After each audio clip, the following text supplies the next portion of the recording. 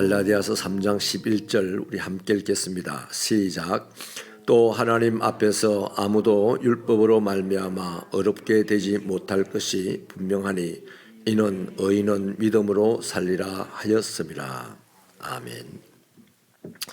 지난 3일 동안 우리는 갈라디아 2장 20절을 붙들고 정상적인 그리스도인, 하나님께서 제대로 작동해 주시는 그리스도인이 어떤 사람인지를 확인해 보았습니다. 한마디로 말하면 예수님을 믿는 믿음 안에서 사는 사람이 정상적인 그리스도인이겠죠. 예수님을 믿고 내 생각대로 사는 사람이 아니라 예수님을 믿는 믿음 안에서 살아가는 것인데, 도대체 그 믿음으로 산다는 것, 믿음 안에서 산다는 것이 너무나 막연하지 않습니까? 예수를 믿는데 예수의 역사가 아무것도 일어나지 않고 그냥 무기력하게 한평생을 살아가는 사람도 있고, 그래서 항상 기뻐하라고 하시는 주님의 말씀 앞에서 기뻐할 일이 없는데요, 이렇게 대꾸할 수밖에 없는 우리의 현실을 보게 될 때가 많이 있지 않습니까? 그래서 믿음 안에 산다는 이 막연한 말을 우리는 2장 20절에서 세 가지로 확실하게 점검을 해봤습니다. 정상적인 그리스도인은 먼저 예수와 함께 십자가에 못 박힌 사람이라고 했죠. 그 다음으로는 자기 안에 그리스도가 주인으로 사는 사람이라고 했습니다. 그리고 세 번째로는 예수처럼 사는 사람이라고 했습니다. 물론 이게 완벽한 건 아닌데 존재론적으로 그리스도인은 예수와 함께 십자가에 못 박힌 사람이고, 이제 자기가 사는 게 아니라 예수님이 그 안에 사는 것이고, 그래서 그는 살기를 예수처럼 살아간다. 이게 바로 그리스도인, 하나님이 오늘도 기뻐하고 영광을 베풀고 온 세상 사람들이 그 사람의 삶을 통해서 은혜와 진리를 누리게 되는, 마침내 하나님 나라가 이루어져가는 그 귀한 역사를 매일같이 보게 되는 삶을 사는 그런 그리스도인이죠. 아무튼 이것을 존재론적으로 신학적으로 정리를 해놓았다라고 하겠습니다. 그런데 오늘 본문은 의인은 믿음으로 살리라 이렇게 말씀을 하죠. 이 말씀은 로마서 1장 17절에서도 오직 의인은 믿음으로 말미암아 살리라 했고요. 또 하박국 2장 4절에서도 의인은 그의 믿음으로 말미암아 살리라고 했습니다. 히브리서 10장 38절에서도 나의 의인은 믿음으로 말미암아 살리라고 합니다. 이게 뭡니까? 믿음은 반드시 산다는 것과 관계가 되어 있습니다. 그래서 믿음은 어떤 형이상학적인 그 명사가 아니고요, 굉장히 다이나믹한 동사로서도 표현할 수 없는 그런 다이나믹한 단어라고 하겠습니다. 그래서 오늘은 실천적인 차원에서 저와 여러분의 신앙이 어떠해야 되는지, 그리스도인은 어떻게 살아야 되는지를 세 가지로 살펴보겠는데요. 첫째로요, 신앙은 변하는 게 아니라 자라는 겁니다. 그러니까 우리의 신앙은 자라야 합니다. 날마다 우리의 신앙이 자라야 됩니다. 저와 여러분의 신앙이 자라는 게 보입니까? 보여야 합니다. 자기 자신도 살면서 내 신앙이 자라는구나 확인을 해야 되고, 사람들도 내 사는 모습을 보고 저 사람이 처음 예수 믿을 때하고 완전 다르다, 이 소리를 들어야 되는 거죠. 이 말은 무슨 말이냐면, 신앙이라는 것은 처음부터 완벽한 게 아닙니다. 그래서 우리가 이렇게 자칫 잘 쏟고 사는 게요, 예수 믿으면 다 된다 생각합니다. 예수 믿으면 이제 시작입니다. 예수 영접하면 이제 모든 것이 다 이루어질 거라고 생각합니다. 그렇지 않습니다. 처음부터 완벽해지는 것이 아니라 하루하루 우리의 삶의 자리에서 모든 상황과 사건과 관계에 부딪혀가면서 믿음으로 반응하는 동안에요, 우리의 신앙은 성장합니다. 마치 권투 선수가 도장에 들어가면 세계 챔피언이 됩니까? 아니잖아요. 도장에 들어가서 온갖 훈련을 하고, 특히 이 주먹 훈련을 많이 해가지고 주먹이 그냥 정권이 완전히 굳어서 돌덩어리처럼 될 때 그 사람은 세계 정상의 자리에 어느새 올라가 있을 수도 있는 것과 같은 거죠. 그래서 여러분, 저와 여러분이 예수님을 믿어서 영접하면 주의 영이신 성령을 받습니다. 그래서 우리는 그럼에도 불구하고 똑같은 일상의 삶의 자리에 직면하죠. 거기에는 크고 작은 사건과 사고, 상황들이 가득합니다. 오늘 하루도 나는 크고 작은 사건, 상황, 사고들 가운데 서 있는 거죠. 거기서 점점 우리는 이 예수를 영접하고 성령으로 살기 때문에 점점 그러한 사건, 그러한 상황, 그러한 삶의 자리에서 예수님처럼 반응하고 살아가는데 익숙해집니다. 처음부터 익숙하지 않잖아요. 그래서 이것은 마치요, 아기가 그 키가 자라고 지혜가 자라면서 모습과 행동이 점점 자기 아버지를 닮아가는 것과 같다고 하겠습니다. 자, 그때마다 아버지는 뭐라고 합니까? 점점 자기 자신을 닮아가는 이 자식을 보고서 기뻐하면서 사시는 거죠. 마찬가지입니다. 주님이 우리가 주님을 점점 닮아갈 때, 주님처럼 살아갈 때, 모든 상황과 사건과 이 사고들 위에 직면했을 때 점점 예수님처럼 반응하는 삶을 살아갈 때 주님이 그걸 지금도 졸지도 아니하시고 주무시지도 아니하시고 우리를 하나님 앞에 중보하면서 살아가는데 계신데 얼마나 기쁘겠습니까? 하나님 봤죠? 하나님 보이시죠? 이러지 않겠습니까? 마치 하나님이 욥을 마귀들 앞에서 자랑하듯이 하나님 앞에 우리를 자랑하지 않겠습니까?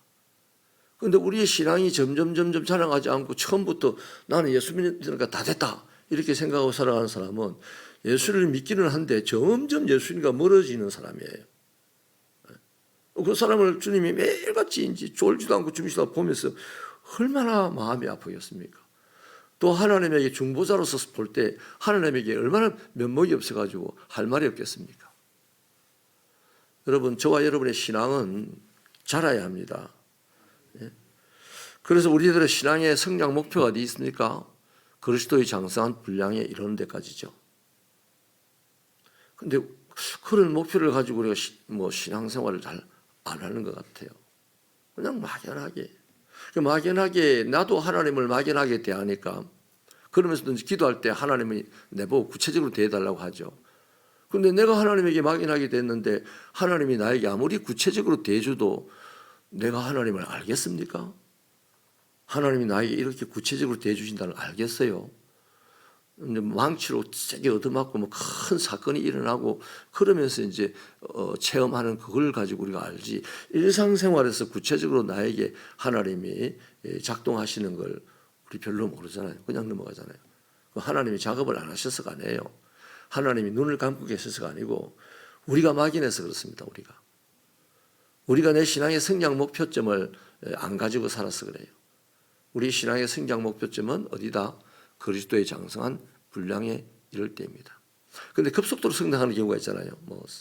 큰 사건을 당하고 사고를 당하고 난 다음에 죽을 병에 걸렸다가 이런 큰 이 상황들 앞에서는 우리 신앙이 급속하게 성장하긴 합니다. 그 잘 생각해 보세요. 그냥 막연하게 이렇게 가다가 내가 이제 죽는 날 가장 급속하게 신앙이 성장한 사람이 예수님의 십자가의 우편에 있는 강도 아닙니까? 한 번도 예수 생각 안 하고 한 번도 하나님 생각 안 하고 지 생각만 하고 지 마음대로 살고 그도 자기가 마귀 따라 산다고 생각을 했겠습니까? 자기 생각으로 산다 했겠죠. 자기 생각대로 살았는데 알고 보니까 마귀 따라 산 게 돼가지고 이제 십자가에 못 박혔습니다. 영원한 지옥에 갈 처지입니다. 영원한 지옥에 갈 불과 1, 20분 전일 수 있겠죠. 그때 예수님을 만나서 그 신앙이 확 자랍니다. 나도 당신이 있는 곳에 있게 해주십시오. 그게 신앙이 자랐다는 거 아닙니까? 그래서 예수님이 바로 천국으로 나와 함께 나오거나 있으리라 하잖아요. 그런 급속한 신앙 성장이 있을 수 있는데 그 급속한 신앙 성장에는 성장통이 있습니다. 그 성장통이라는 게 우리 아픔이잖아요. 고통이잖아요. 저와 여러분이 하루하루 한 걸음 한 걸음 신앙이 성장하게 되기를 바랍니다. 이점 신앙 성장했으면 충분하다. 택도 없는 소리, 말도 안 되는 소리를 우리는 하면서 살 때가 있어요. 우리는 계속해서 어제보다 오늘, 오늘보다 내일 더 신앙이 성장해야 됩니다. 신앙은 변하는 것이 아니고 자라는 겁니다. 믿습니다 하고 보면 죽은 자가 살아납니까? 병이 나을 줄 믿습니다 하고 믿습니다 아멘 했는데 병이 낫습니까? 어떤 사람은 나아요. 근데 대부분이 안 나아요. 하나님은 그런 걸 원하는 게 아니고 하루하루 우리들의 신앙이 점점 자라서 주님처럼 살게 되기를 바라십니다. 두 번째는요, 신앙은 육체의 행위를 자랑하지 않습니다. 실천적으로 볼 때 자랑이라는 게 굉장히 위험한 것이기 때문에 성경에 이런 말씀들이 있습니다. 기독교 신앙의 핵심 중에 하나가 뭡니까? 겸손이잖아요. 겸손이라는 것은 나보다 남을 낮게 여기는 거죠. 예수님을 보십시오. 예수님의 행동 하나하나는요, 엄청난 행동들입니다. 대단한 행동들입니다. 그런데 예수님을 가만히 더 깊이 살펴보면요, 한 번도 자신의 행동, 자신의 행위를 자랑한 적이 없어요. 예수님 뭘 자랑합니까? 자기를 보내신 하나님을 자랑합니다. 예를 들어볼게요. 예수님은 하나님의 나라를 포기하고 신의 지위를 포기하고 사람 사는 이 땅에 사람이 되어서 오신 분이 예수님입니다. 그게 작은 일입니까? 그게 작게 존경받을 일입니까? 그렇잖아요. 엄청난 일을 했지 않습니까? 그것만 해도. 그런데 예수님이 이 땅에 오셔가지고 야 봐라, 내가 신의 주의를 포기한 이런 사랑이 많은 사람이야. 내가 하나님 나라도 포기하고 가난한 너희들과 함께 살려고 왔어. 뭐 이런 소리 합니까? 그래, 그런 것들 가지고 당신이 대접받으려고 했습니까? 당신을 대접해 주겠다고 한 서기관은 주님께 직접 찾아와가지고 어디를 가든지 내 따라가겠다. 이 말은 당신이 먹고 자고 입는 건 내가 다 책임지겠다는 말 아닙니까? 근데 예수님 뭐라고 합니까? 나는 머리 둘 곳도 없는 사람이야. 그래서 그 사람은 그날 그 시로 어디로 갔는지 없어요. 그 예수님은 자기가 한 대단한 행동을 자랑한 분이 아니고 뭘 자랑했다? 자기를 보내신 하나님을 자랑했어요. 그런데 우리는 하나님이 시키신 일을 막 합니다. 어떤 분은 교회를 하나 자기 돈으로 다 지었어요. 20억 조금 넘는 돈을 들여서 교회를 지었습니다. 내가 20억 내가 지은 교회 아이가 이래요. 예수님 같으면 그렇게 하지 않죠. 하나님이 하셨어. 이럴 겁니다. 내가 20억 내서 지은 교회 아니냐 이 말 하는 순간 성도들이 네 혼자 다니라고 다 다른 교회 갑니다. 요새 교회가 뭐 하나 두 개인가?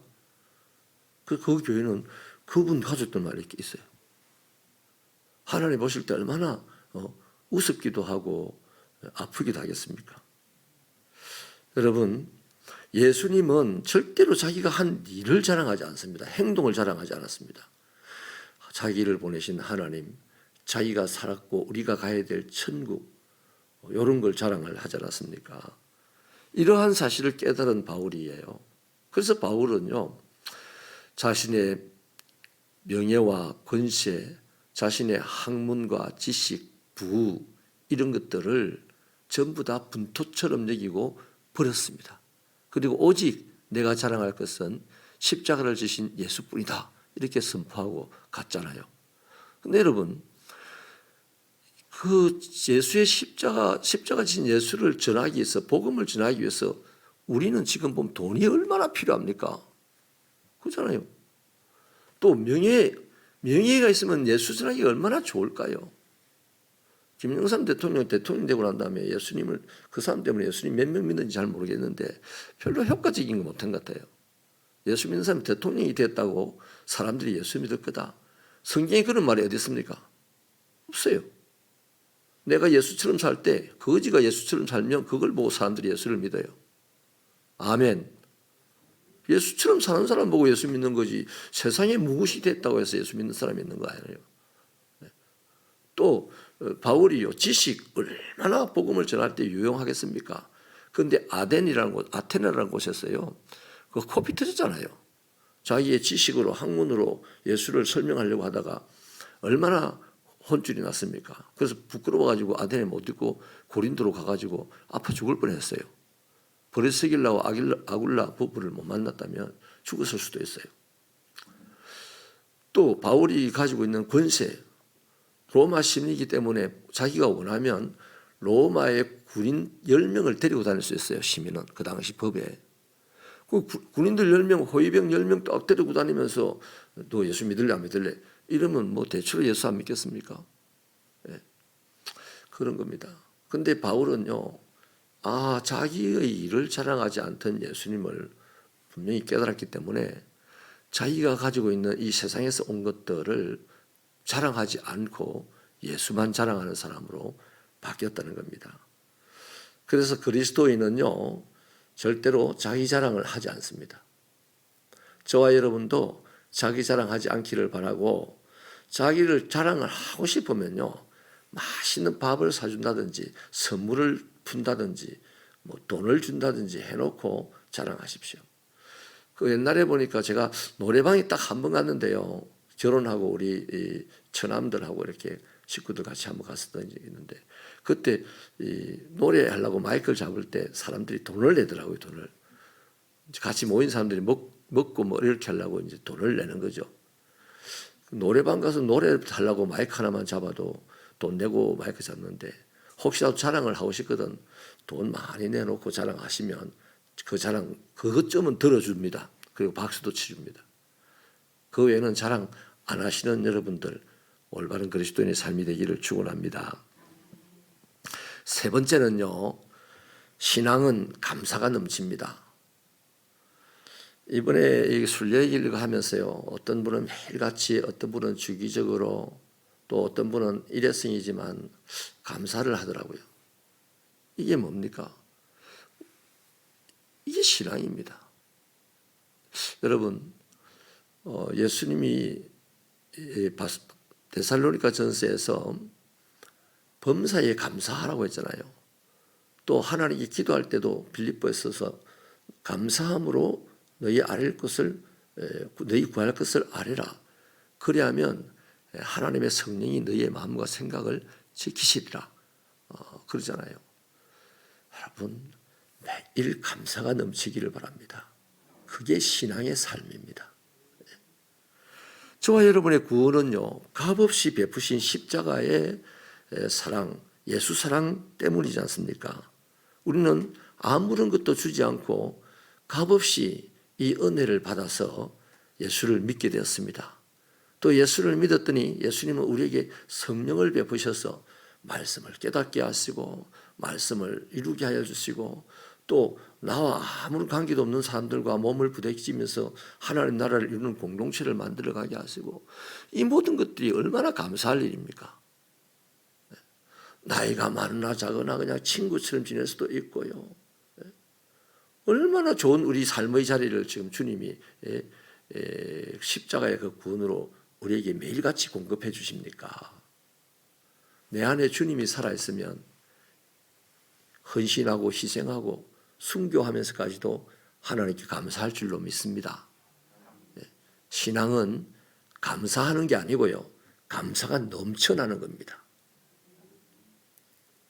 우리 하나님의 축복이 나에게 넘쳐나기를 바라잖아요.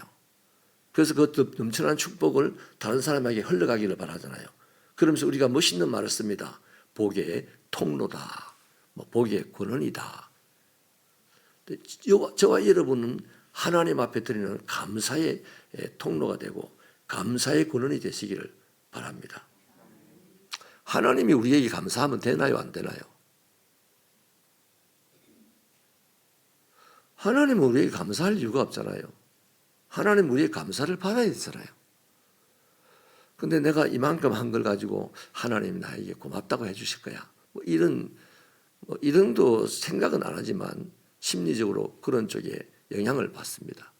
그렇지 않습니다. 우리는 매일같이 내 모든 것을 다 주고도 또 감사하고 싶어서 감사할 거리가 없는지를 찾아가는 그런 신앙이 되어야 마땅할 줄 믿습니다.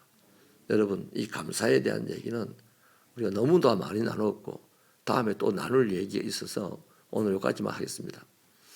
신앙의 삶은요, 믿음으로 산다는 것은 감사가 넘쳐나는 것입니다. 믿음으로 산다는 것은 자기 육체의 행위를 자랑하지 않는 것입니다. 믿음으로 산다는 것은 잘하는 것입니다. 잘하고 자랑하지 않고 감사가 넘치는 신앙이 되어서 이 새벽교회가 적지만 단단한 하나님의 뜨인 돌이 되기를 축원합니다. 그 새벽교회가 가는 곳곳마다 하나님의 영광의 역사가 나타나고 거기마다 은혜와 진리로 즐거워하는 사람들이 드러나는 축복이 있기를, 그 축복이 저와 여러분에게서 시작되기를 축원합니다. 하나님 감사합니다. 저희는 이번 순례의 길을 통하여서 좀 더 구체적으로 예수 믿는 것이 무엇인지, 예수 믿고 살아가는 것이 무엇인지를 지금 살펴가고 있습니다. 주님, 어제보다는 오늘 좀 더 주님처럼 살게 하여 주시옵소서.